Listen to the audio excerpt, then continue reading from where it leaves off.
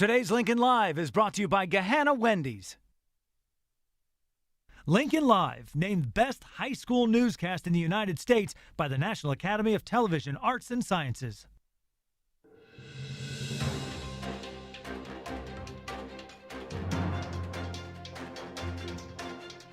Live from Gahanna, WGLH-TV presents Lincoln Live with Sage Fogel and Allie Truitt. Today, we're finally back, again. Some important reminders about your lunch periods. How are you holding up without cell phones in school? See how students are reacting to the new law. And one story that may help save a life, and that life could be yours. You're watching Lincoln Live.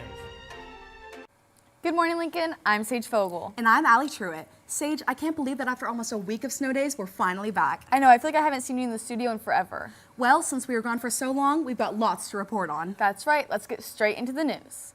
This Saturday was a big deal for our swim team. The girls took home the win and the boys got third.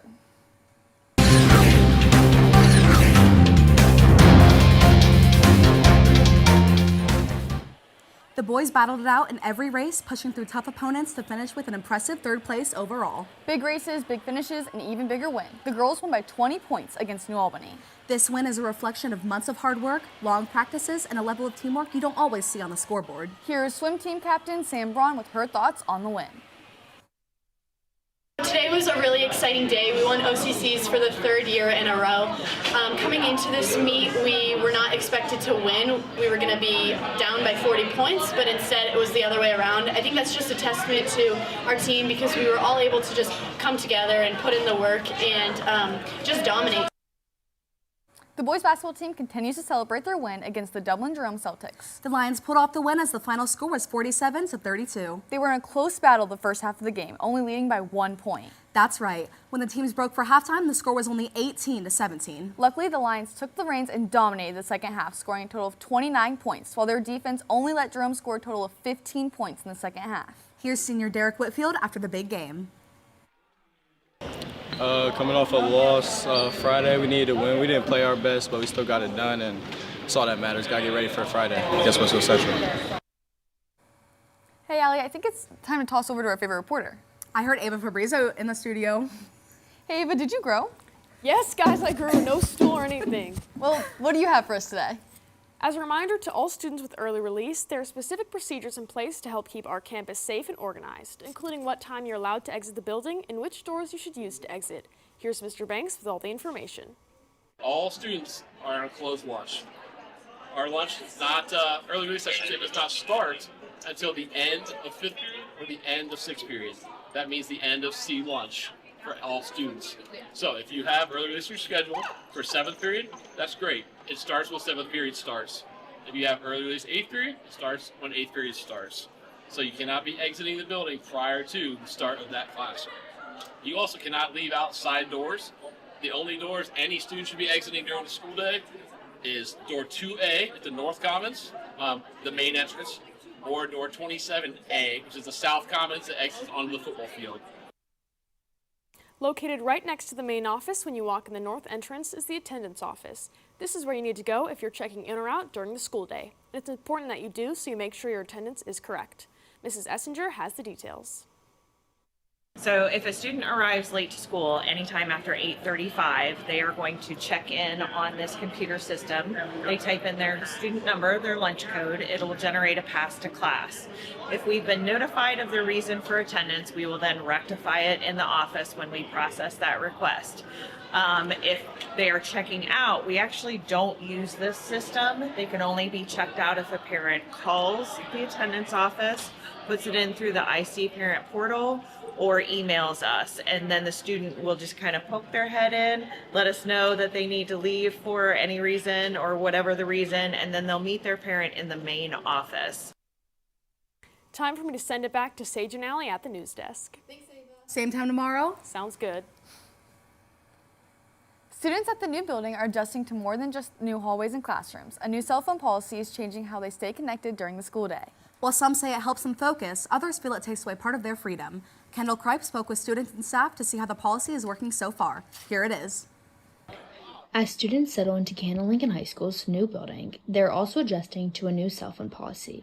The policy is now required by state law and limits when students can use their phones during the school day. Governor DeWine signed into law. It went into effect January 1st.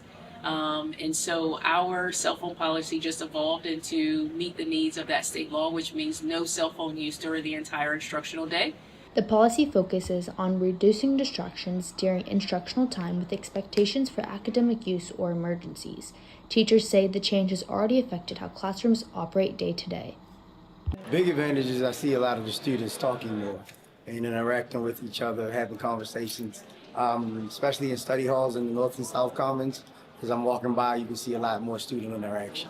Our heads are up. We're walking through the hallway. Obviously, the wider hallways are helping us, but the cell phones being away are also helping us move with a greater pace as we're moving through the hallway. We're seeing students actually pull out games like Uno or cards to play with each other, or just engaging in extended conversation. School administrators say the goal of the new cell phone policy is simple. But for many new students, adjusting to this new cell phone policy hasn't been easy. I think the cell phone policy is a rough adjustment for a lot of people. I think that it is good for student engagement and for certain people that do have a problem with staying on their phone in class. I've kind of picked up like reading books and stuff at lunch and talking to different people at lunch. So I think it's good for getting to know different people. And I think I've also been seeing people that have been like going up to random people, just getting to know people. Administrators emphasize that the policy is not meant to punish students, but rather to create a learning environment that matches the school's new facilities. In the event that a student violates the cell phone policy, so the first offense, the phone is taken, it's recorded and logged, parents or guardians are contacted, and the student can pick up their phone. The second offense, the phone is also taken, the incident is logged and recorded, but the parent or guardian has to pick up the phone and the student receives an extended school day, an ESD. And then the third offense, the phone is taken, the incident is logged, parent or guardian is contacted, the student receives a Saturday school. Anything beyond the third offense follows our further progressive discipline process, which could lead to suspension. As students continue settling into the new building, school leaders say it may take time for everyone to adjust, but they believe the new cell phone policy will ultimately help students succeed. This is Kendall Kripe for Lincoln Live.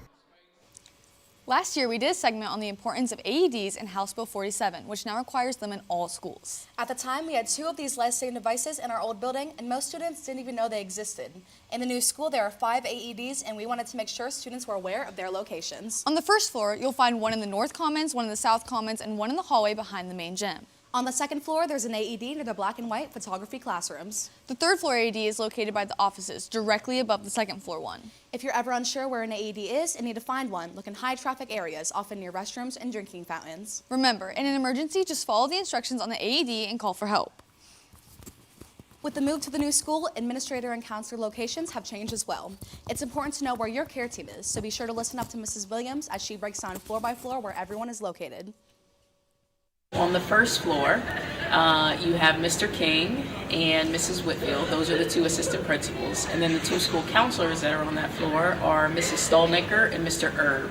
On the second floor in the student services, we have Mrs. Locke-Hines and Mr. Banks. Those are the 2 administrators. And then Mr. Miller and Dr. Nelson Slagle are the 2 school counselors that are on that floor. And then on the third floor in the student services, we have Mr. Wired and Mrs. Straight.